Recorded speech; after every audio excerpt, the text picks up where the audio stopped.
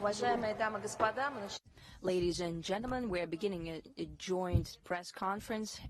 Secretary of State and Minister of Foreign Affairs of Russia, please. Good afternoon, ladies and gentlemen. First of all, I would like to once again welcome Mike Pompeo on Russian soil. This is his first visit to Russia in his capacity of Secretary of State of the U.S., though he used to come here in his other capacities before. Today we have had negotiations as a follow-up to a meaningful 1.5-hour telephone conversation between our presidents, which took place on the 3rd of May. And following up on that conversation, heads of state instructed us to intensify our dialogue. We have started to tackle this task several days ago in Rovaniemi in Finland on the margins of the Ministerial Council of the Arctic Council. That was a very useful meeting. And today, in the wake of that dialogue, we have thoroughly discussed the situation in our bilateral affairs, as well as exchanged opinions on the most relevant issues of international and regional issues. First and foremost, Venezuela, Korean Peninsula, Syria, Middle East on the whole, and North Africa as well, Ukraine, Afghanistan, and the situation around joint comprehensive plan of action on the settling the Iranian nuclear deal. And as a result of our negotiations, we'll report to President Putin in a few hours, but overall I would like to say that this was a frank and a useful conversation. It is clear that our relations have seen better times, and there is a potential for mutually beneficial cooperation, and it largely remains untapped. And a certain role is played in that by the legacy from the predecessors that was inherited by this administration, and I mean anti-Russian sanction policy. Since we're talking about major nuclear powers, the tension between Russia and the United States unavoidably has a negative impact on global affairs. Therefore, we, together with Secretary, have agreed that we need to take practical steps to amend the current situation. Russia is interested in normalizing our dialogue, and we're convinced that is quite possible and real if we hold this dialogue based on mutual respect and consideration of each other's interests. We have agreed that it's important to rebuild channels of communications. Lately, these channels were frozen, largely due to a wake of baseless accusations against us in attempts to influence American elections and certain collusion of high-ranking officials of the incumbent administration, and it is clear that such insinuations are absolutely fake. The report was published recently by Special Counsel Robert Mueller, and we hope that this tumultuous situation will die down and we can finally move on to building more professional, constructive dialogue between Russia and the U.S. I believe that we have all the basic understandings that were discussed by our presidents at their meeting last year in Helsinki at the summit, then several times over the phone. Right now, all these understandings are not fully being implemented. As for tangible results, we can say that December last year saw rebuilding of the working group on counterterrorism at the level of Deputy Secretary of State and Deputy Foreign Minister. That's a good step, but it's not enough. We expect that it will be possible to implement other ideas that were reviewed in Helsinki and recently by us in Finland, as well as today here in Sochi.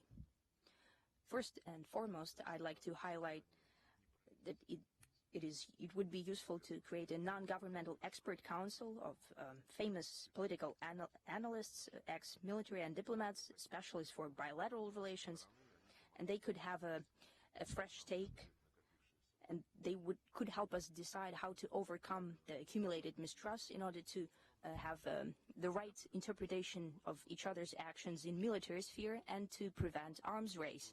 And in the future, to create a sustainable and normal cooperation in other spheres as well. We believe it is also useful to create a business advisory council that could unite representatives of major businesses from both countries, and they could draft recommendations how the governments could create conditions for a conducive environment for economic cooperation. We have also discussed what could give a positive impetus to Russian-American relations. We have given a memo to the Secretary of State, and we hope that Washington will carefully review that. As for international agenda, we had a frank conversation on many issues, including the situation around Venezuela. Russia is for the nation of Venezuela to define its own future. And in this regard, it is extremely important that all patriotic and responsible political stakeholders in this country to start a dialogue between themselves. And a number of countries in the region call for the same thing within the mechanism of Montevideo.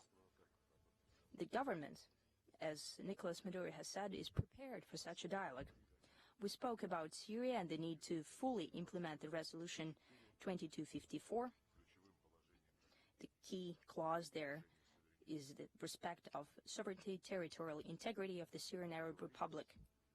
We have agreed to continue consultations based on the context that we have, and we have compared notes on a number of specific aspects, including those that have to do with the final eradication of terrorism on the Syrian soil, ensuring the return of refugees, solving humanitarian issues, as well as launching of political process in establishing a constitutional committee. And we hope that this committee in the nearest future will be able to start its work in Geneva under the aegis of the UN. We spoke about Middle East, about the situation that is taking place around JCPOA, on ensuring the peaceful nature of Iranian nuclear program. We have many differences here, but the fact that we talk on this topic and will continue to discuss this situation, that gives us hope that certain agreements could be reached with the support of the US and Russia. As for the situation in the Ukraine, there is also a UN Security Council resolution that endorsed Minsk agreements, and we expect that the new administration in Ukraine will be able to define their position on Minsk agreements, basing their actions on the fact that there is no alternative to political settlement of this inner Ukrainian crisis. As for other issues, I would like to highlight the situation around Korean Peninsula. Our presidents discussed that thoroughly in their conversation on the 3rd of May. President Putin told President Trump about the summit which took place in Vladivostok on the 25th of April. We are promoting dialogue between Washington and Pyongyang. We're prepared to support such a dialogue, and we're positive that in the end we should strive to create a strong mechanism of peace and stability in Northeast Asia. Naturally, we highlighted that the leadership of DPRK expects certain guarantees of security of their country reciprocated by denuclearization, and that denuclearization should be expanded over the whole of the Korean Peninsula. We highlighted very useful cooperation that's happening on Afghanistan, including the trio format, Russia, United States, and China. We paid special attention to the issues of strategic stability. We have reviewed the situation that's taking place around the Intermediate Range Nuclear Forces Treaty. We spoke about the promise of the New START Treaty, considering that it is going to expire in February 2021. We're interested in renewing a professional and specific dialogue on all aspects of arms control. I hope that such an agreement will be positively received by our two nations and the global community on the whole. Overall, I'd like to say once again that this conversation was a frank one, meaningful, detailed, And I hope that the visit of Mike Pompeo would not only help improve the atmosphere of Russian-American relations, but it would also allow to move on, maybe through small steps, but with specific concrete steps in solving practical issues that require to be settled both in bilateral sphere and in regional and international agenda. I would like to thank my counterpart for good negotiations, and please, you have the floor. Sergey, thank you. Good afternoon. I want to first of all say that I appreciate President Putin and Prime Minister Lavrov for hosting me today. Thank you, sir. We had a frank discussion about many issues, including many places where we disagree. The United States stands ready to find common ground with Russia as long as the two of us can engage seriously on those issues. We discussed, as Foreign Minister Lavrov said, many important topics. We talked about terrorism, we talked about Afghanistan. President Trump's made clear that his expectation is that we will have an improved relationship between our two countries. This will benefit each of our peoples, and I think that our talks here today were a good step in that direction. A few subjects that we talked about. Foreign Minister Lavrov mentioned that we spoke about Syria. We both want to move forward on the political track to bring the suffering of the Syrian people to an end, and we want to do so in a way that ensures that Syria will never again be a haven for Islamist terrorist groups. I also raised our concern about the escalation of the situation around Idlib in the northwest of Syria. We also discussed North Korea and its nuclear program. The United States and Russia agree on the goal of the denuclearization and will continue to discuss it. I underscored that we must maintain full implementation of the UN sanctions until the final fully verified denuclearization of North Korea is achieved. And our two teams have been working very closely together on this in a very productive fashion. On Venezuela, we have disagreement. I urge my Russian colleagues to support the Venezuelan people as they return democracy to their country. The United States and more than 50 other nations agree that the time has come for Nicolas Maduro to go. He's brought nothing but misery to the Venezuelan people, and we hope that the Russians' support for Maduro will end. But despite our disagreements, we'll keep talking. I hope we can find a way forward that ends with the humanitarian political crisis that is happening. On this, we both agree. We also discussed the situation in Ukraine. The Trump administration has been clear that we do not recognize Russia's attempted annexation in Crimea, and we hope that we can continue to move forward. Our sanctions have remained in place. I urged Russia to reach out to Ukraine's new president to demonstrate leadership by taking steps towards breaking the stalemate.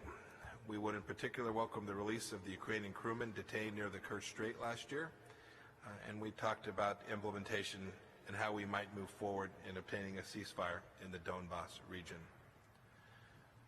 We spoke a bit about the activities that are taking place in the Middle East today, with particular focus on the actions that Iran is taking. I made clear that the United States will continue to apply pressure to the regime in Tehran until its leadership is prepared to return to the ranks of responsible nations that do not threaten their neighbors or spread instability or terror. As Foreign Minister Lavrov alluded to, very much on President Trump's mind is arms control. Our actions on the INF Treaty have demonstrated that we're committed to effective arms control that advances U.S., allied, and partner security, that is verifiable and enforceable. The President has charged his national security team to think more broadly about arms control, to include countries beyond our traditional U.S.-Russia framework and a broader range of weapon systems. President wants serious arms control that delivers real security to the American people, and we know, and I think we agree on this, to achieve these goals, we'll have to work together, and that it would be important that if it's possible, we get China involved as well. We'll have a more extensive set of conversations both around arms control and a opportunity to discuss all broad strategic security issues between our two countries in the weeks ahead. I also raised the issue of U.S. citizens who have been detained in Russia, making sure that our citizens are not unjustly held abroad is one of President Trump's highest priorities. And we spoke, too, about the question of interference in our domestic affairs. I conveyed that there are things that Russia can do to demonstrate that these types of activities are a thing of the past, and I hope that Russia will take advantage of those opportunities. Finally, I want to emphasize the American friendship with the Russian people. Our two nations share proud histories and respect for one another's cultures. We seek a better relationship with Russia, and we urge that it work alongside us to change the trajectory of the relationship, which will benefit each of our peoples. Thank you, Sergey. Уважаемые коллеги, переходим к вопросу. Dear colleagues, we're moving on to Q&A. Kommersant newspaper, please, you have the floor. Vladimir Solovyov, Kommersant newspaper. You mentioned the New START treaty, which is expiring in 2021, but it is still unclear whether it will be surely prolonged. Therefore, the question to Secretary Pompeo: is Washington prepared to extend New START treaty for 5 years, as Moscow is proposing? Whether U.S. is prepared to discuss concerns of Russia of that conversion of launchers and heavy bombers as well? And the question to Mr. Lavrov: if the U.S. do not alleviate concerns of Russia, will Moscow continue to want to prolong the treaty? Thank you. So Foreign Minister Lavrov raised the issue of concerns about compliance with New START today. We'll continue to work to allow that treaty to be verified exactly as the verification regime exists. As for its extension, what we've agreed that we will do is we will gather together teams that will begin to work not only on New START and its potential extension, but on a broader range of arms control issues that each of our two nations have, I think, in our shared best interest, achieving an agreement on. Now, as for our position, indeed, we have concerns that have to do with the claimed refitting of the U.S. launchers of Trident SLBMs as well as heavy bombers, of converting them to non-nuclear forces. The treaty foresees certain procedures that should allow for the second party to verify that this conversion, refitting of equipment, is done in such a way that it is impossible to return the nuclear warheads to the launchers on the bombers. We're discussing that at Bilateral Consultative Commission, which oversees the implementation of the treaty. And we expect that this discussion will yield positive result in the end. As for the question what Russia will do if these concerns remain in place, I prefer not to respond to that, because right now we proceed from the assumption that we can agree within the Bilateral Consultative Commission. And guessing and doing the guesswork what will happen, what will not, that's possibly not the diplomatic task. Our task is to achieve a result, and that's what we will do. Thanks. We're going to go to Guy Benson from Fox News. Thank you very much. I want to follow up on Venezuela. Mr. Secretary, what was the message from the Trump administration specifically in regards to the Russian government and their continued support of Nicolas Maduro and their active involvement in the Western Hemisphere? And Mr. Foreign Minister, why is it the Russian government persists in supporting Mr. Maduro when virtually every democracy in Latin America has recognized Mr. Guaido as the legitimate interim leader of that country? Thank you. Guy, we talked about this for some time. We made clear the U.S. position. We want every country that's interfering in Venezuela to cease doing that. We want the Venezuelan people to get their democracy back. We want them to have a fair, free election, elect their own leadership, not in the way that the sham election took place with Mr. Maduro. So whether it's Iranian forces or Chinese or Cubans, the Trump administration's position is that they all need to cease having an impact in supporting Maduro and allowing the Venezuelan people not only to get their democracy back, but give them an opportunity to rebuild this country that has tremendous wealth.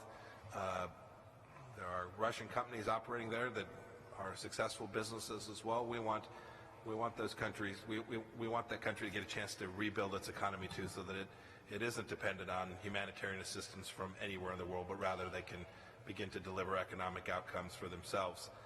And to do that, the central point is that we need free and fair elections there, not interfered by any other nation.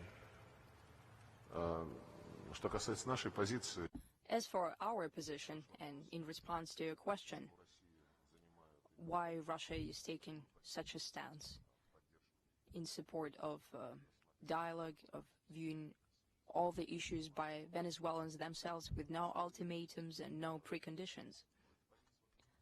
Well, this position stems from the fact that democracy cannot be done by force. The threats that we hear against Maduro government, the threats that come from the mouths of official representatives of the U.S. administration and from Mr. Guaido, who always mentions his right to invite military intervention from outside. This has nothing in common with democracy.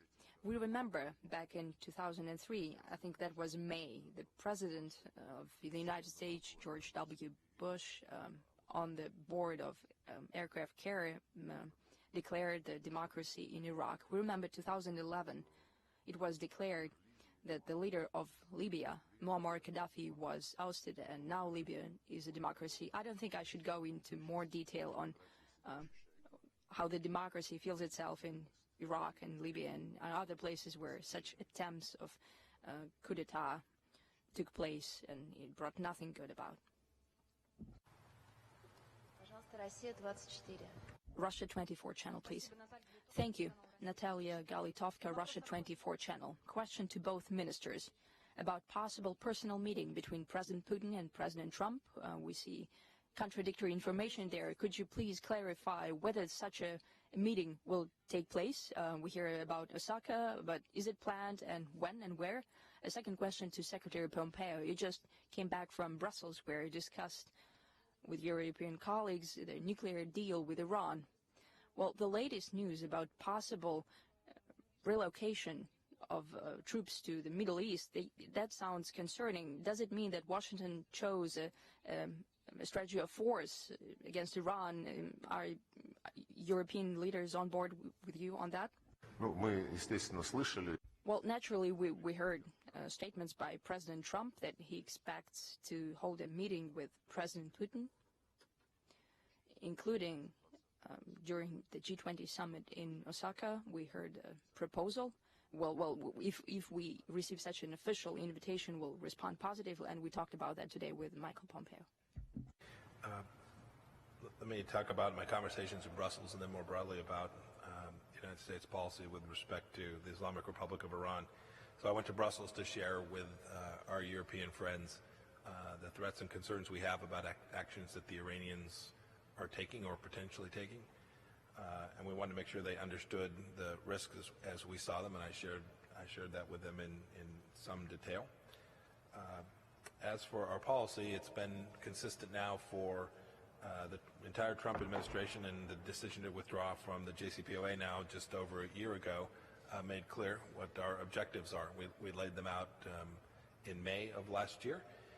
We're looking for Iran to behave like a normal country, and that's our ask, and we have applied pressure to the leadership of the Islamic Republic of Iran to achieve that. We fundamentally do not seek a war with Iran.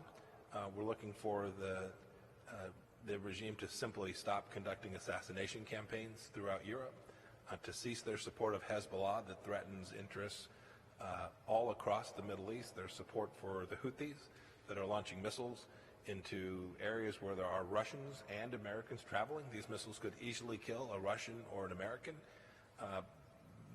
We laid them out in some detail. Our position hasn't changed.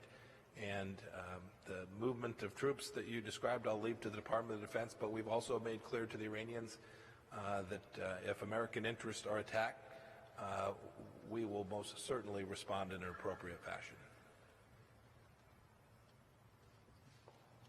Sean Tandon, AFP. Great, thank you. Thanks for your time. I wanted to follow up on a couple of statements that you said. First, for Foreign Minister Lavrov, you mentioned that despite the disagreements with Iran, that there's a possibility of certain agreements on Iran going forward. Could you explain what you see in common with the U.S. and Iran, where you can go?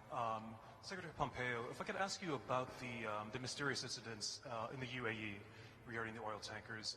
Have you pinpointed responsibility for that? And if I could follow up on your statement about the election, you said that there are things that Russia could do to show that election interference is a thing of the past. What are those things? What would you like Russia to do? Thank you very much. Что касается ситуации вокруг Ирана, As for situation around Iran and JCPOA, on the settlement of Iranian nuclear issue, I hope that reason will gain the upper hand and that rumors about the ostensibly planned of 120,000 strong army of the U.S., which we spoke about today, is just a rumor. And Mike said that it's a Ministry of Defense thing. And these are just rumors which are baseless, because this region is so tense with different conflicts and difficult situations. And on the margin, I say that we spoke about the future of Palestino-Israeli settlement as well. I said that we hope to find a political solution to the situation around Iran. Indeed, we'll try to facilitate for the situation not to tip over to the military scenario. And how we do it, that's the task for diplomats. And I felt that the U.S. side has a commitment to finding a political solution. The situation is a complex one. As you know, we did not support, and we believe that it is a mistake that the U.S. decided to withdraw from JCPOA. And those measures that the U.S. government is undertaking right now by introducing sanctions which prohibit to have any deals with Iran. You cannot buy oil, you cannot trade with Iran at all. I hope that we, together with our European colleagues, with our Chinese colleagues who are also party to the agreement on Joint Comprehensive Plan of Action, will keep in touch with our American colleagues and try to find ways out of this crisis, because right now we have only entered this spiral and we're getting sucked into it. I'd like to use this opportunity that I have the floor. I wanted to talk about the topic that the question that you addressed to Secretary Pompeo about the interference of the Russian Federation in the election process in the U.S. I gave Mike today a copy of an article that was published in the United States in 1987 with a warning that the Soviet Union is going to influence the elections, the presidential elections, which were planned for in 1988. The article actually mentioned for the first time about the political ambition of the then successful businessman Donald Trump. So we can discuss this topic forever, but until we have cold, hard facts on the table, we cannot have a grown-up discussion about it. The facts tell us that there is no proof of those who are trying to hype up this topic. We have mentioned several times that we could have a renewed professional contact in cybersecurity. And within these contacts, we could discuss any concerns that one party has to another. Attacks against our internet resources. The lion's share of those attacks come from the United States soil. And when we talk about the latest presidential campaign in the U.S., since 2013, we used to have, and we still have, a channel of exchange on information about possible indeliberate risks in cyberspace. And since October 2016, when the Democratic administration of the United States raised this issue for the first time, till January 2017, till Donald Trump inauguration, we used to have a traffic of response and requests of information. And we have offered recently, when the verbal attacks against Russian federations that had to do with the alleged interference in elections reached their ceiling, we suggested that we could use this traffic between these two special centers that deal with cyberspace threats. We suggested to publish that, and I mentioned that to Mike. Administration refused to do so. I don't know who made this decision. However, the publication of this data was blocked by the American side. But we believe that making them public would alleviate a lot of those deliberations that are being spread right now. Naturally, we will not act unilaterally. We will not publish them. We will not make them public. But I'd like to just flag this fact. Once again, I'm saying we're prepared, we're ready, we want to deal with our American colleagues with the issues that appear in the cyberspace through professional dialogue with no emotions, no political jaundice, with no ideology, with no attempts to make this a topic, the main one in the domestic policy in the U.S. Да, и я, кстати, прошу... And I'm sorry, by the way, I gave Mike an unofficial, a non-paper, an unofficial memo, and it lays out the relevant, the actual information of U.S. interference in the domestic policy of the Russian Federation, including the notorious law on support of freedom in the Ukraine. It was adopted by the Congress, where the Secretary of State is instructed, he's obligated to promote democracy in Russia directly through working with Russian NGOs, and $20 million have been earmarked for that annually. That's not contemplations or deliberations. This is a real law. We're prepared to talk on this topic, and His Excellency, much respected by me, Mr. Huntsman, knows how hard it is to work in Russia sometimes, and our ambassador in the U.S. also knows that, about the issues that arise, and we want to alleviate those issues for all that accumulation of mutual negative actions, which was initiated by the United States, that we had to reciprocate to alleviate that all. For the diplomats to work transparently, openly, according to the Viennese Conventions on Diplomatic Relations, without creating a perception from the other side that someone is trying to influence a domestic political process. By the way, once again, we gave an example of 1933, when the United States spearheaded through President Roosevelt and People's Commissioner Mr. Litvinov exchanged notes where they committed to non-interference in each other's processes. I'd like to highlight once again, this action was initiated by the U.S. For several years now, starting with the Obama administration.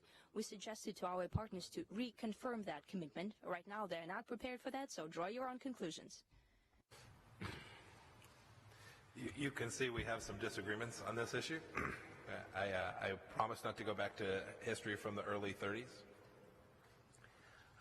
But I made clear for Mr. Lavrov, as we've made clear for the past months, that interference in American elections is unacceptable. If the Russians were to engage in that in 2020, it would put our relationship in an even worse place than it has been, and encourage them not to do that, that we would not tolerate that. We've said this not only about the Russians, but about other countries as well. Our elections are important and sacred, and they must be kept free and fair, and with no outside country interfering in those elections. Your first question was about what we know about the attacks that took place off the United Arab Emirates. I don't have any information that I can share with you yet about the nature of what took place there. We're working diligently to get answers to what caused those ships to have the problems that they have today.